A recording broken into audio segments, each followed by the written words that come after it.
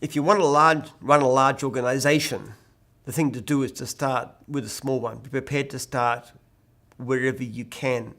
The only job that you get to start at the top is grave digging, and that's not necessarily a great career option. So start with a business, learn it very well, and expand from there. It's relatively easy to run a business well, a small business well, if you have the right kind of character. If you care about customers, if you're efficient, if you're well organized, if you schedule right, it's not too difficult to do that well. The next stage you've got to get to is employing staff, and that is harder. Not everybody can do it successfully. The advice I would give is when you're hiring staff, be prepared to try a few different people. You won't find the right person straight off. Try person after person after person. Tell you what to expect of them. Interview them as carefully as you can, but just take them out with you. Get them on the road with you, which is easy enough in a service business, and see how they go. And if you do find somebody good, you look after them very well. You buy them lunch, you're nice to them, you show them opportunities, you give them a route to the future. So finding good people. And as you employ more people, you'll get better and better at that too. And you can learn the tricks of being an employer. It's hard practice. I'm still not fantastically good at that. I'm getting better all the time.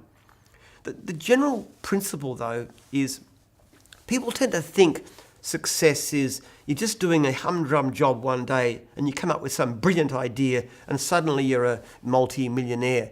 It never, ever, ever works that way. Success is little decisions all the time. So when I was mowing lawns, for example, I would spend a lot of time thinking, because mowing lawns is not taxing in itself. So I spend a lot of time thinking, how can I save myself one pace by emptying my grass catcher? How can I put it into a situation where I can gather the grass more quickly? How can I turn my mower at the end of the row without losing time? How can I get round a tree? And even after 15 years of lawn mowing, I was still trying to save a half second. How can I navigate more quickly between houses? How can I use a better program to run it? And then as you get larger, you're making the same decisions all the time. There is not one day of my working life in the past 40 years that I haven't asked myself the question, how can I do it better? How can I do it better? And be prepared to listen.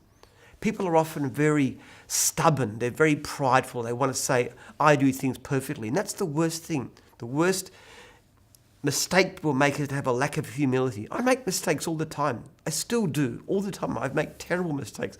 I can name you massive mistakes I've made over the past year, but I keep on learning and I keep on listening and I try to find advice and I encourage people to tell me what I'm doing wrong. I encourage my employees to tell me what I'm doing wrong. And getting them to speak out is often quite hard. People are scared of the boss, but I've got to get them to let me know, and then ask advice from other people and talk to people.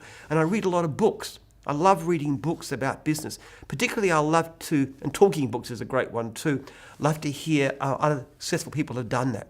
I'm always inspired by that kind of thing. But every day, all the time, how can I do it better? Need it done, Jim's the one.